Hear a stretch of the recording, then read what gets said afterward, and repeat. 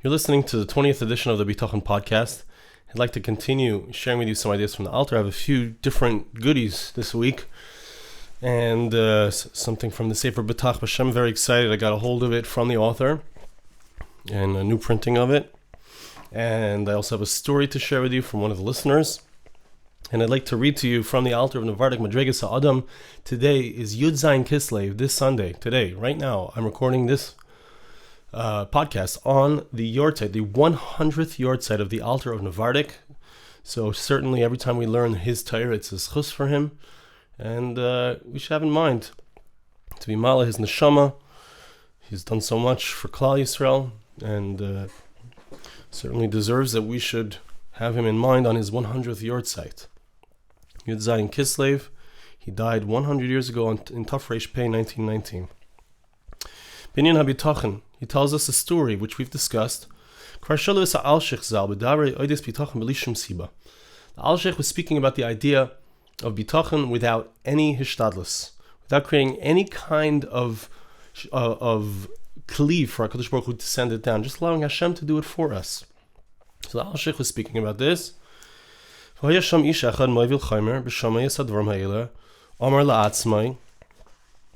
There was a certain person who was there listening to the shir. He was giving a shir, and this wagon driver, who he would go out and he would bring lime. He was a lime digger. He would bring back lime and he would sell it, and that's how he would help his family. He would provide for his family. So he heard the Al-Sheikh talking about Bitachon, and you don't have to do any efforts. You don't have to do anything. So he says to himself, "I'm daitin and trufa alai. Am I nuts? Am I crazy? Since there's a concept of Bitachon without any efforts, all of my efforts are a waste of time. Why do I have to work so hard all of my life? Day and night I'm always thinking about it. I'm always thinking and thinking and thinking. As my Rosh Hashiva says, kaching. I can stop all of these problems for myself. I don't have to do any efforts. I can get all the things that I need. HaKadosh Baruch Hu will send it to me. I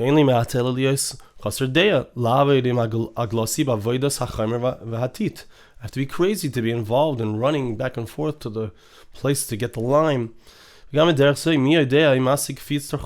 even know if I'll get what I need.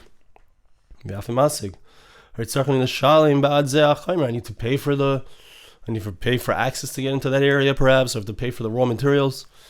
All the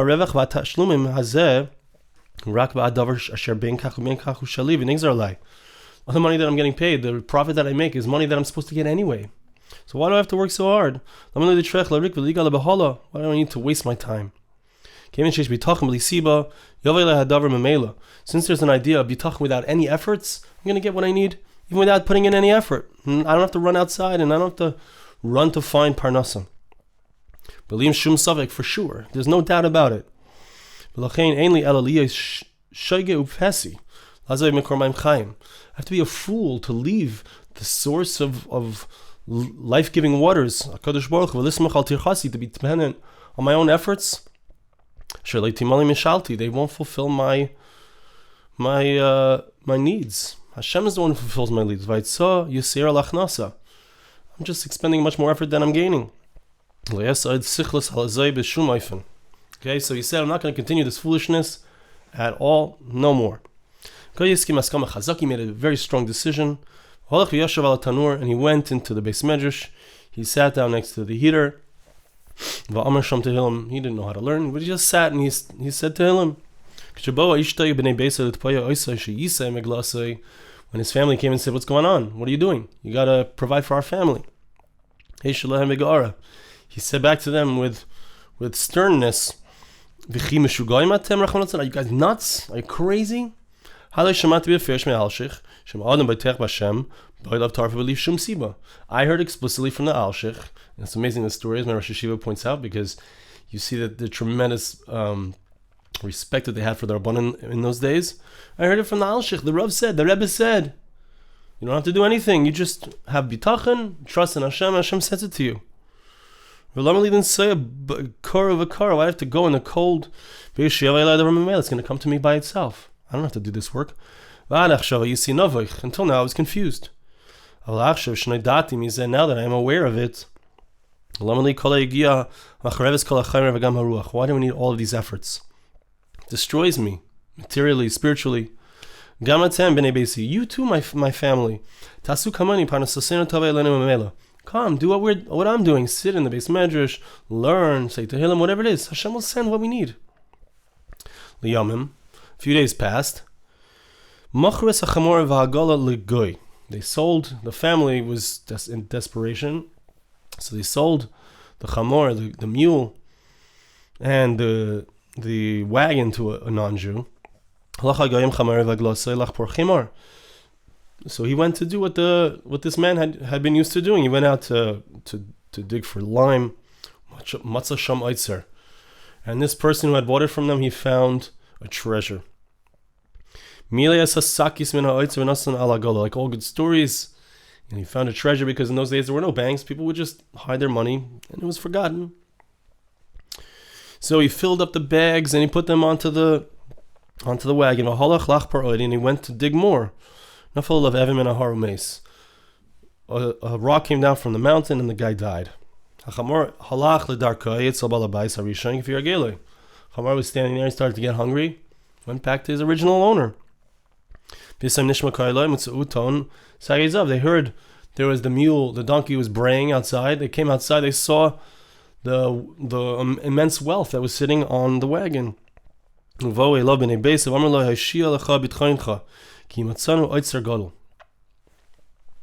bitachon worked. We have found a massive amount of wealth, a great treasure. Okay, that's the story.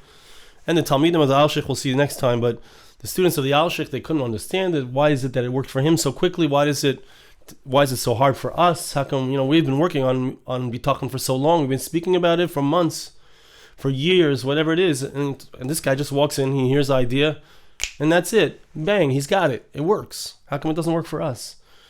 And we'll see next week. But the Alshich said, because you guys think too much.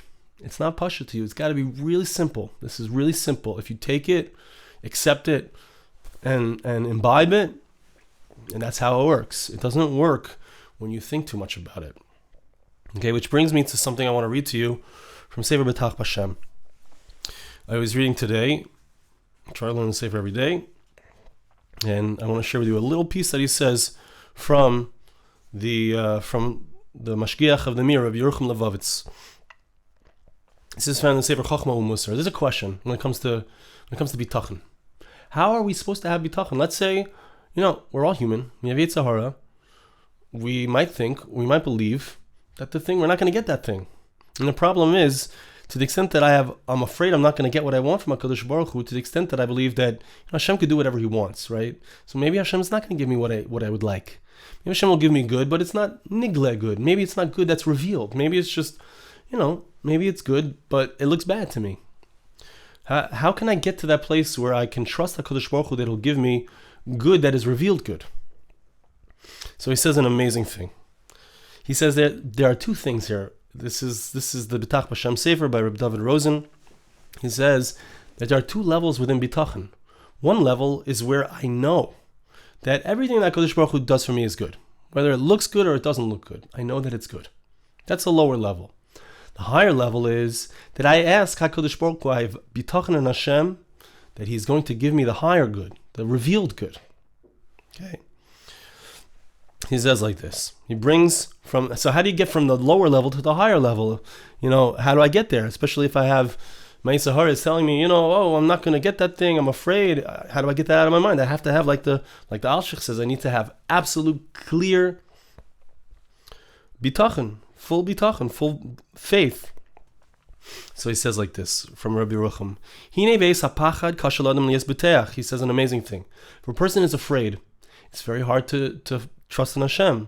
Bitachon means that I am absolutely certain that Hashem is going to help me. Let's say a person is going over a very narrow bridge. He's trying to get over a very wide river. The bridge is narrow, he could fall off. It's a rickety old bridge. It's very hard if you're on a rickety old bridge to be certain that you're gonna make it to the other side. Shelo yipol, that you shouldn't fall. Oh, so here's the amazing trick. And it's not a trick, but it's an amazing tool. The person, it's possible for a person to not be afraid. If he's not afraid of falling. Let's say a person says, you know what, if I fall, that's Hashem's will. I don't know if I'm going to make it to the other side. I'm going to try my best. I'm going to trust in Hashem. Hashem's will might be that I fall and I die. If I'm not afraid of falling, then I'm not afraid. If I'm not afraid, then I can trust Hashem. It's counterintuitive. If let's say I've got a fear that certain bad things going to happen, the first thing I need to do is it's a ladder. I have to climb the ladder if I want to have bitachon. I have to first trust Hashem that if it's good or it's bad, it's Him. If it's good or it's bad, it's Him. Even if there's a negative result, it looks to me negative, the first stage of bitachon is I trust that HaKadosh Baruch Hu, that the thing that seems negative is also good. Once I'm in that space, that the negative thing is also good, now an amazing thing happens. I'm no longer afraid of the bad. Because I'm not afraid of the bad, now I can have bitachon counterintuitively. Now I can have bitachon that Hashem, I can be fully confident that He will give me the good. That He will help me get across that bridge and get to the toiv hanigle, to the good that's revealed. Let's see that inside. When a person doesn't care that something bad is going to happen, he quotes here, I'm not sure where he's quoting from, but there's no such thing as something negative. There's no such thing that happens happenstance. There's no happen. There's no such thing. Everything is HaKadosh Baruch Hu. As someone said to me recently, which I've heard before, coincidence. A coincidence is ka-incidence. It's an incident that happens because of because of Hashem. Whether it's good or whether it's not so good, it's from HaKadosh Baruch Hu. Then the person's not afraid of evil. He's not afraid of something negative happening. Now we can add on.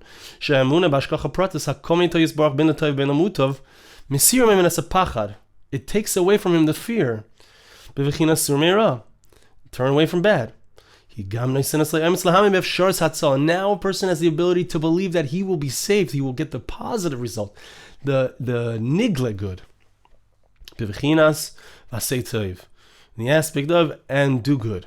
Since everything is from Hashem, there's nothing to stop Hashem from saving him.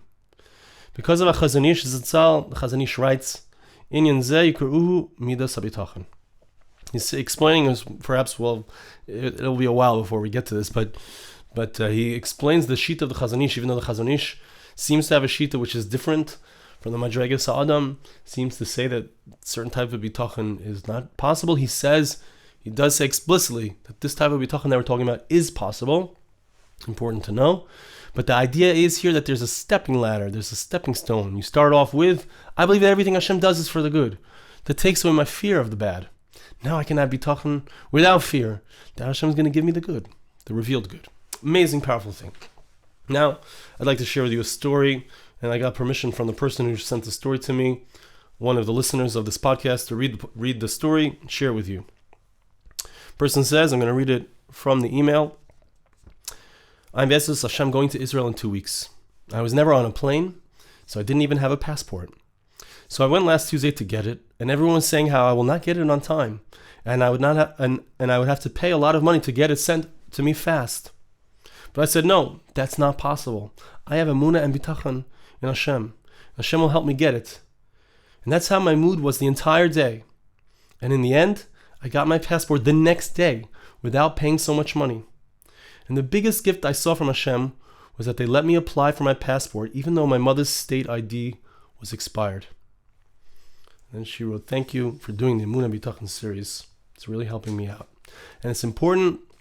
I want to read this story, and I want to encourage all of you to share your stories with me, or share them with others. The point is to be marbe kavod shamayim in the world. Be marbe. HaKadosh Baruch Hu is helping us. Hashem is involved in our lives. I'll share with you a story that happened to me just now, which some of you may have already reaped the rewards from or enjoyed. I did a song. Came out about a week ago. Already Baruch Hashem has almost 17,000 views. And that's amazing for 1 week. I'm very excited. I'm very pleased with it. This is the first time in my life that I've ever made a video and a song that wasn't part of an album and wasn't trying to promote something. Wasn't trying to promote anything. It's just a song for Hanukkah. And the song came out. The song came out a week ago. I made the song up 2.5 weeks before that. And the video was produced in 1 week. That's very fast. Usually a video can take a few months to create. Tremendous yada d'shmaya. Why? It happened because, I feel like it happened because I had bitachon. I just felt like, Hashem, you can do this. You want me to make a song? I felt that HaKadosh Baruch Hu wanted me to make a new song for Hanukkah. And I felt like this is the right thing. And I had bitachon that this song is going to do well. And then I would have a video. And it's hashgacha pratis, how all the pieces came together, how we got particular actors, how my parents are actually in the video. And but my point with it is that when a person has bitachon, it really works. It really works. It's an amazing thing. There are other stories that are going on in my life, Baruch Hashem, through bitachon. A lot of stuff has to do with parnasa. Things just falling into place precisely, down to the shekel. Exactly when I need it, exactly the amount that I need, HaKadosh Baruch Hu sends. And a person thinks, especially it's easy for me to think, because in my business, the music business is really, people are not buying music so much. It's gone down tremendous amounts since I started 18 years ago.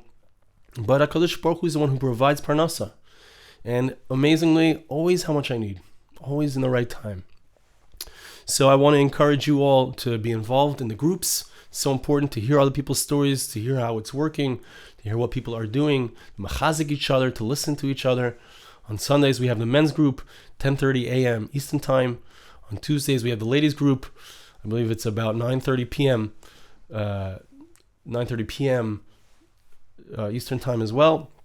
And if you are interested in joining, send me an email, arigoldberg@gmail.com, or send an email to my other email, the Bitachon Group @gmail.com, and we will connect you to the right people so that we can all work on this amazing midah of Bitachon together. This shir and all of the learning that we should do today, and anything that we learn from the Alter of Novardok, should be a zechus for his memory, for his neshama. He should have an aliyah. Rav Yosef Yaisel Horowitz, thank you so much for listening. We'll see you next time.